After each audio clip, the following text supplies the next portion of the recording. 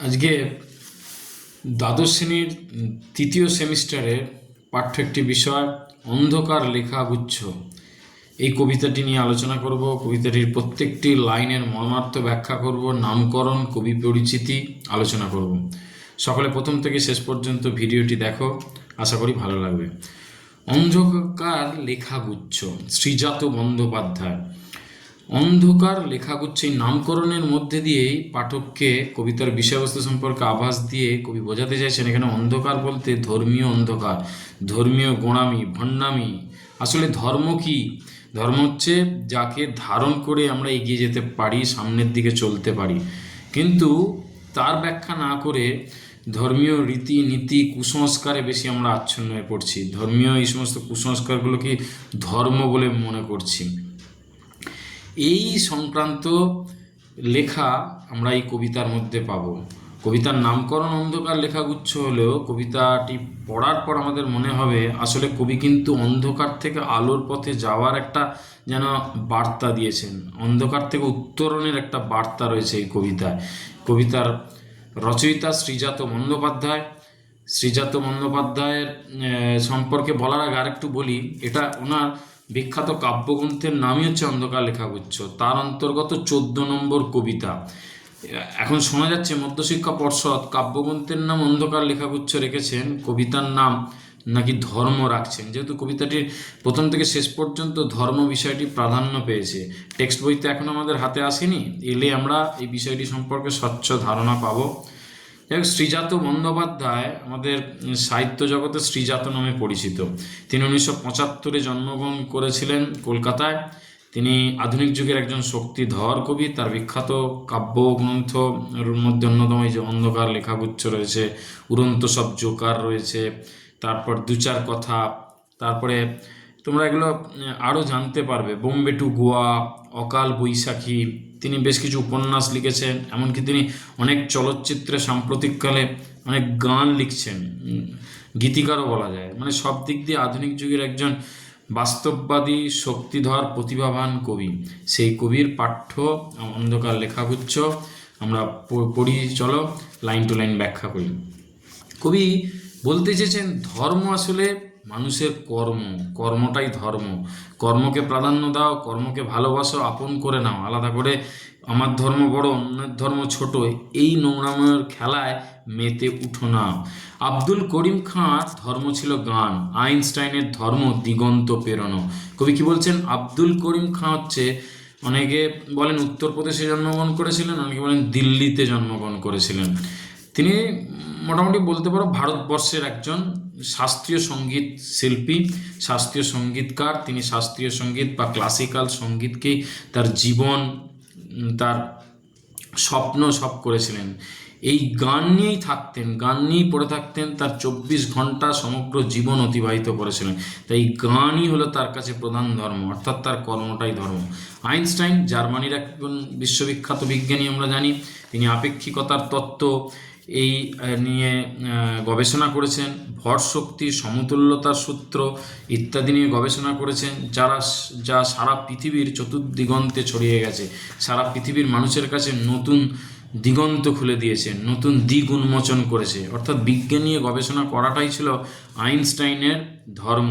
এই আইনস্টাইন তার এই বিজ্ঞান নিয়ে গবেষণা করার জন্য, অপেক্ষিকতার তত্ত্ব আবিষ্কারের জন্য নোবেল পর্যন্ত পেয়েছিলেন। কবিরের ধর্ম ছিল সত্যের বয়ান। কবির হচ্ছে মানবতাবাদী, সুফিবাদী, সুফি আন্দোলনের একজন বা ভক্তিবাদী আন্দোলনের একজন প্রতীকীত। তিনি মানুষকে প্রকৃত সত্য ধর্মের সন্ধান দিয়েছিলেন, সত্য ধর্ম কি জানিয়েছিলেন। সত্য ধর্ম কি? মানব ধর্ম।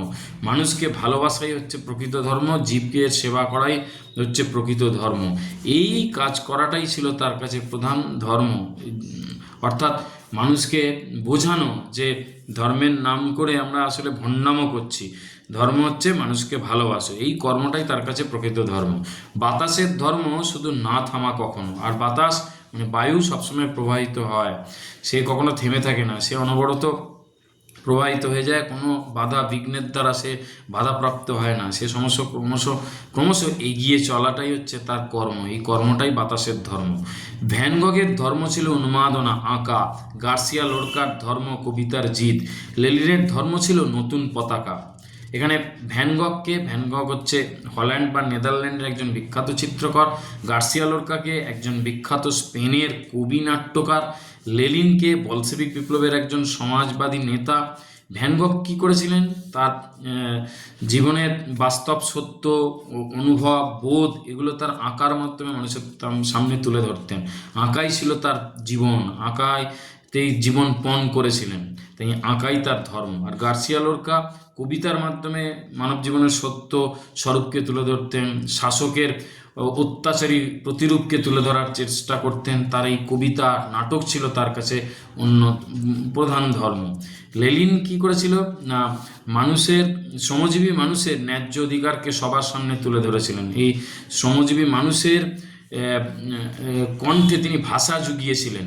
বলশেভিক বিপ্লব, রুশ বিপ্লবের নেতৃত্ব দিয়েছিলেন। 8 ঘন্টা বেশি কাজ করলেও অত্যধিক পারিশ্রমিক দিতে হবে বা বেতন দিতে হবে, এই নিয়ে তিনি আন্দোলন করেছিলেন। এই শ্রমজীবী মানুষের হয়ে কাজ করা, লড়া, এটাই তার ধর্ম। আগুনের ধর্ম আজও ভস্মের চরিত। আগুন কি কাজ করে, সব কিছুকে ধ্বংস করে দেয়, ধ্বংসস্তূপে পরিণত করে। এটাই তার কাজ, এটাই তার কর্ম, এটাই তার ধর্ম। এত ধর্ম কিন্তু একই গ্রহে থাকে, এ ওকে সে তাকে আরও জায়গা করে দেয়। পৃথিবীতে নানান ধর্ম আমরা দেখতে পাই, সে জৈন, বৌদ্ধ, খ্রিস্টান, ইসলাম, আমাদের হিন্দু, কিন্তু সবাই কোথায় থাকছি আমরা, একটা গ্রহে থাকছি। এক এক রকম ধর্ম, এক একজন এক এক রকমভাবে গ্রহণ করছি, এক একজন এক এক রকম নিয়ম কানুন মেনে চলছি। তবে কেন অন্য পথ ভাবায় তোমাকে? একটা পৃথিবীতে থাকছি, কিন্তু এই ভিন্নতা কেন? কবি এই প্রশ্ন ছুড়ে দিয়েছেন সমাজের মানুষের কাছে। এই ভিন্নতা, এই বিভিন্নতা, মানুষের বিভেদ তৈরি করছে, এগুলো কেন? তোমার ধর্মের পথে কেন অপব্যয়? ধর্মের নাম করে আমরা নানান ধরনের রীতি নিয়ম, ভোগ বিলাসিতা, বড় বড় মণ্ডপ তৈরি করছি, মন্দির তৈরি করছি, এগুলো তো অপব্যয়। এর পরিবর্তে যদি আমরা সমাজের কোনো ভালো কাজ করতে পারি, সমাজ সেবায় এই অর্থগুলো ব্যয় করতে পারি, তাহলে অনেক বেশি কার্যকর হয়। যে তোমাকে শিখিয়েছে দখলের কথা, যেন সে ধর্মই নয়, প্রাতিষ্ঠানিকতা। চরম বাস্তব সত্য দুটি লাইনের মাধ্যমে তুলে ধরার চেষ্টা করছেন।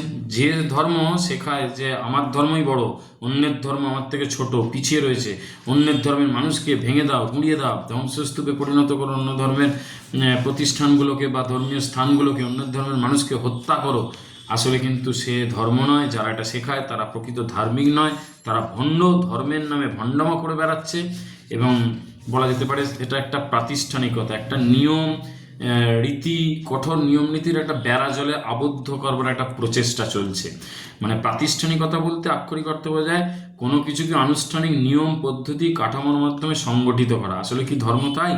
আসলে কবি বলতে চেয়েছেন ধর্ম হলো সেটাই, হলো মানুষের কর্ম। এই কর্ম করো, যে কর্ম আত্মকেন্দ্রিক নয়, সমাজের তরে কর্ম করো, দশের জন্য কর্ম করো, যে কর্মের দ্বারা সমাজের কল্যাণ হয়, দেশের কল্যাণ হয়, সেটাই হচ্ছে আসল ধর্ম। এই কর্মকে যদি আমরা ধর্ম করতে পারি, তাহলেই কিন্তু মানব জীবন সার্থক হবে। যদি কারোর কোনো সমস্যা হয় বুঝতে, আমাকে কমেন্ট বক্সে লিখো, আর যদি ভালো লাগে সেটিও জানিও। ধন্যবাদ।